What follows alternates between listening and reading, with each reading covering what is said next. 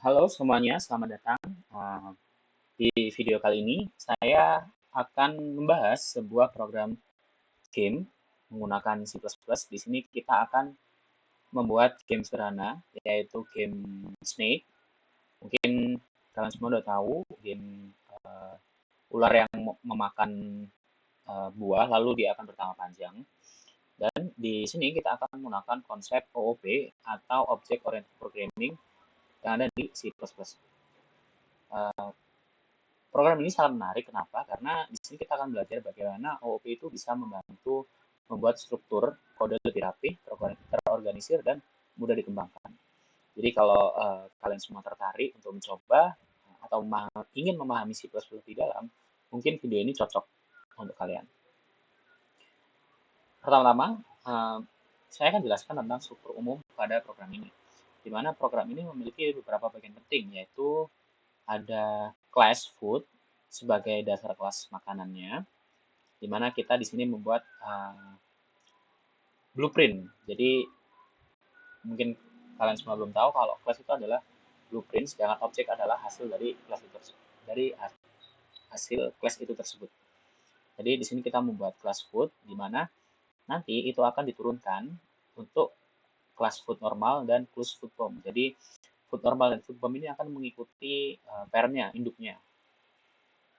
Lalu yang uh, lalu ada class snake, di mana di sini kita membuat stringnya itu sendiri, di mana kita uh, mendefinisikan atau membuat snake-nya. Contohnya di sini kita membuat arah dari snake itu akan pergi ketika kita menekan tombol yang ada di keyboard kita. Lalu ada class game, itu sebagai pengatur logika permainan. Dan semua itu dikendalikan dari fungsi main yang menjalankan loop utama game. Oke, kita lanjut. Kita akan membahas beberapa poin penting juga. Ya, yang pertama, itu ada class dan objek. Seperti yang saya jelaskan tadi, class itu adalah blueprint atau cetakan, sedangkan objek adalah hasilnya. Contoh, itu adalah food normal dan food bomb. Food normal dan food bomb adalah um, uh, turunan atau anak dari kelas food, di mana sang anak itu akan mengikuti sang induknya. Lalu ada snake snake, di mana ini dia snake itu adalah objek dari kelas snake. Lalu game game itu adalah objek dari kelas game. Jadi dengan class kita bisa mengelompokkan data dan fungsi-fungsi yang berkaitan. Misalnya snake itu mempunyai atribut dan metode. Atributnya adalah body dan juga direction. Sedangkan metode itu adalah void move dan juga grow. Jadi metode itu seperti perintah yang kita perintahkan pada program untuk menjalankannya. Jadi di sini kan snake perintahnya move. Jadi ketika kita menekan tombol U itu dia akan menekan sesuai dengan perintahnya. Lalu dan lain-lain. Nah, oke kita lanjut. Bagian penting yang selanjutnya adalah konstruktor dan destruktor. Konstruktor adalah fungsi spesial yang dipanggil saat objek dibuat. Contohnya di kelas Snake, konstruktor mengatur posisi awal ular di tengah layar dan mengatur arah ke kanan atau R.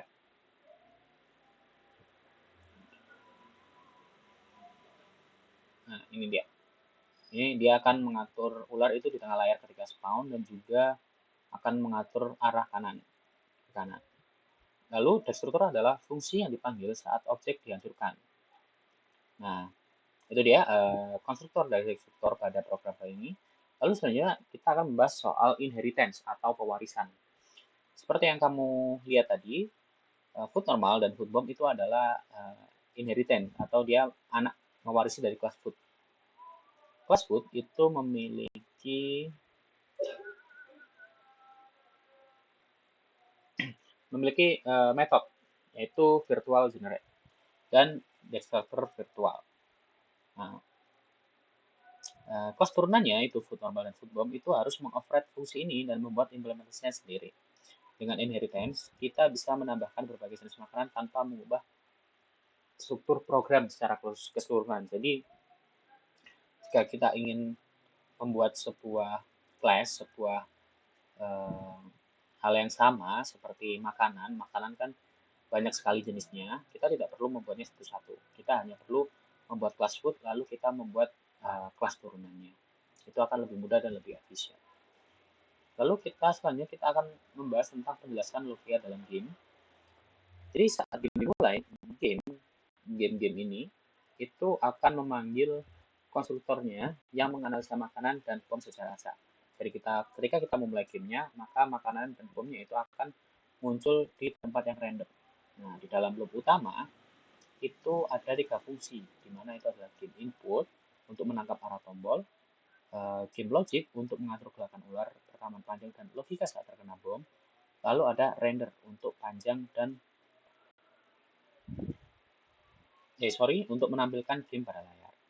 Nah, jika ular memakan full normal, itu ditandai dengan 0, itu panjang tubuhnya akan bertambah. Namun, jika ia memakan game akan yang ditandai dengan X, game akan langsung game over. Oke, mungkin kita bisa langsung coba saja.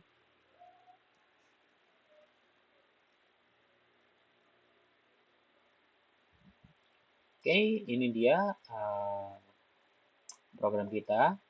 Nah, jika kalian sadar tadi ketika game dimulai, Snake itu akan langsung berbelok ke arah kanan karena sesuai dengan kita perintahkan tadi. Oke, kita coba untuk makan makanannya yang ditandai dengan huruf O ini. Setiap kita memakan makanan, maka tubuh si ular akan bertambah ke belakang. Dan juga ketika kita menabrak tembok, itu akan kembali lagi ke sisi yang berlawanan. Dan di bawah ada skor, di mana kita bisa melihat seberapa banyak kita sudah makan. Oke, oke, kita akan coba untuk memakan bom.